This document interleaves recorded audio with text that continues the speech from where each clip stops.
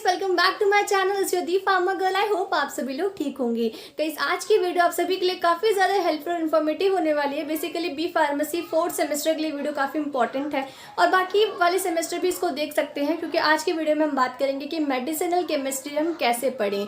और आप चाहें तो आप 5th सेमेस्टर में हैं तब भी ये वीडियो देख सकते हैं, क्योंकि मेडिसिनल केमिस्ट्री तो 6 सेमेस्टर तक होता है, उसका जो पैटर्न होता है वो सेम ही होता है। ठीक है, तो उसमें ऐसा कोई बड़ी बात है नहीं। तो बेसिकली हम इस वीडियो में ले रहे हैं बी फार्मेसी 4th सेमेस्टर को और जानेंगे कि वो मेडिसिनल केमिस्ट्री कैसे पढ़ें, क्योंकि बी फार्मा 4th सेमेस्टर वालों के लिए मेडिसिनल केमिस्ट्री एक बहुत ज़्यादा न्यू सब्जेक्ट है, जिनको उन्हें पढ़ने में काफ़ी ज़्यादा डिफिकल्टी आती है। तो चलिए अब हम जानते हैं कि कैसे पढ़ें मेडिसिनल केमिस्ट्री। दोस्तों, सबसे पहले मैं एक शुरुआत करने से पहले बता देती हूँ कि जो मेडिसिनल केमिस्ट्री में आपके 5 यूनिट होती हैं, उनमें से जो यूनिट 1 है वो तो बेसिकली थ्योरी वाली यूनिट है। तो उस यूनिट को आपको अच्छे से पढ़ना है। एग्जाम में 10 नंबर का क्वेश्चन उस यूनिट से बनता है, चाहे वो फेज 1 या फेज 2 रिएक्शन वगैरह हो, चाहे वो फैक्टर्स मॉडिफाइंग हो। तो आपको ये यूनिट बिल्कुल नहीं छोड़नी है, आपको इस यूनिट में सब पढ़ना है और ये बहुत इंपॉर्टेंट यूनिट है। ठीक है, तो ये तो हमने बात कर ली यूनिट 1 के बारे में कि उसे आपको पूरा पढ़ना है, उसमें आपको कुछ नहीं छोड़ना। 10 नंबर का क्वेश्चन उस यूनिट में से बनता है हमेशा, हर साल। ठीक है, चाहे आप कोई सी भी यूनिवर्सिटी से हो। ओके, नाउ नेक्स्ट हमारी बाकी के जो 4 यूनिट होती है, यूनिट 1, यूनिट 2, यूनिट 3, यूनिट 4। अब ये आता है कि इनको कैसे पढ़ना है, क्योंकि ये यूनिट में ही बच्चों को समझ नहीं आता कैसे पढ़ना है। इतनी सारी ड्रग्स वगैरह है, सेक्टर काफ़ी चीज़ें हैं इस यूनिट में। तो चलिए मैं आपको बताती हूँ आपको यूनिट्स कैसे पढ़नी है।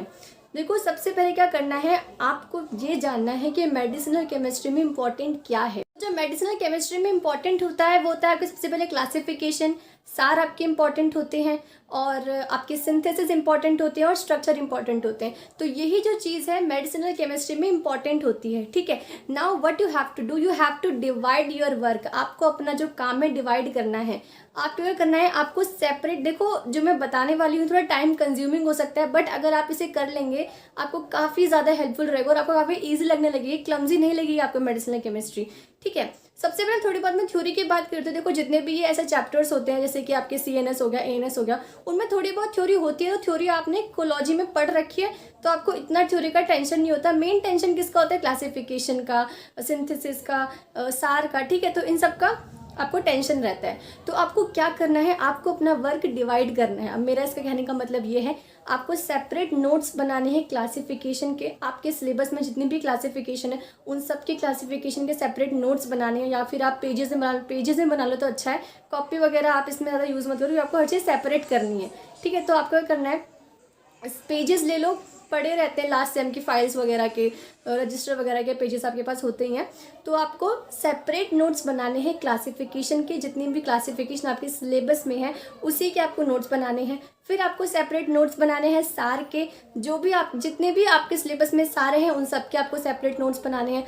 फिर सिमिलरली आपको सेपरेट नोट्स बनाने हैं सिंथेसिस के, और सिंथेसिस के नोट्स आपको सिर्फ और सिर्फ स्टार मार्क ड्रग्स के बनाने हैं, क्योंकि एग्जाम में सिर्फ और सिर्फ स्टार वाले ड्रग्स की ही सिंथेसिस आती है। तो आपको सेपरेट नोट्स बनाने हैं सिंथेसिस के, उसमें सिर्फ और सिर्फ आपको रिएक्शन से लिखनी है, सिर्फ और सिर्फ रिएक्शन से निकली है, और इसमें कुछ चीज़ नहीं लिखनी।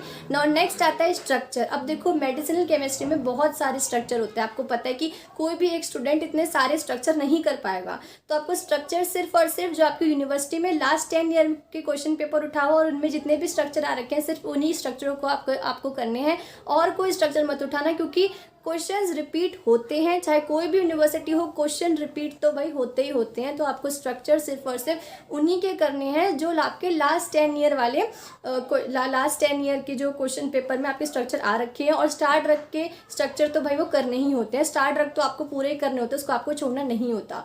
ठीक है, अब देखो, अब इन्हें कैसे पढ़ना। अब क्या करना, मैंने बताया अपना काम डिवाइड कर दो। तो आप क्या करना कि किसी दिन आपने सिर्फ और सिर्फ क्लासिफिकेशन के नोट्स पढ़ लिए। ठीक है, क्या आपने से सारी क्लासिफिकेशन याद करनी है, तो इस तरह से आपको क्लासिफिकेशन भी याद हो गई। फिर नेक्स्ट डे आपने डिसाइड किया कि मुझे आज सारे सिंथेसिस की प्रैक्टिस करनी है, तो आपके पास पहले से ही नोट्स अवेलेबल होंगे, आप आराम से सिंथेसिस की प्रैक्टिस कर लोगे। जितनी भी आपको रिएक्शन जितनी बार लिखनी है उसको प्रैक्टिस कर लोगे। फिर आपने कहीं मन बनाया कि मुझे अब सार पढ़ने हैं, तो सार के आपने सेपरेट नोट बना रखे, तो जितने भी सार हैं आपके सिलेबस में आपने वो सार पढ़ लिए। देन फिर आपने स्ट्रक्चर क्यों पढ़ना है, तो आपने स्ट्रक्चर ऑलरेडी लिख ही रखे हैं। ठीक है, तो इस तरह से अगर आप अपना स्टडी मटेरियल पहले से ही तैयार कर लोगे तो आपके लिए बहुत ज़्यादा हेल्पफुल लगेगा और आपका मेडिसिनल केमिस्ट्री बहुत ज़्यादा आसान लगेगी। देखो, मैं इसलिए कह रही हूँ कि मैंने भी अपने B Pharm 4th सेमेस्टर में इसी तरह से पढ़ी थी मेडिसिनल केमिस्ट्री, एंड यस और मेरा बी फार्म 4 सेमेस्टर काफ़ी अच्छे से निकल गया, ठीक है। तो इसीलिए मैं आपको ये बता रही हूँ कि कैसे पढ़ना है मेडिकेम। देखो जो मैंने बताया है, आई नो थोड़ा बहुत टाइम कंज्यूमिंग है, क्लमजी वर्क है, इसके नोट्स बनाओ, सेपरेट नोट्स बनाओ, बट जितना काम आप डिवाइड कर लोगे ना आपको इतना आसान होगा, क्योंकि एक साथ अगर आप सब पढ़ोगे तो आपको पहली बात समझ नहीं आएगा, तोड़ तोड़ के चीज़ें पढ़ोगे तो आपको ज़्यादा समझ आएगा, ठीक है। सो गाइस यही था आज की वीडियो में। आई होप आपको वीडियो पसंद आया हो। वीडियो पसंद आया हो do not forget to subscribe my channel and do not forget to follow Instagram and Telegram, जिसका लिंक आपको डिस्क्रिप्शन बॉक्स में मिल जाएगा। Thank you so much watching, bye.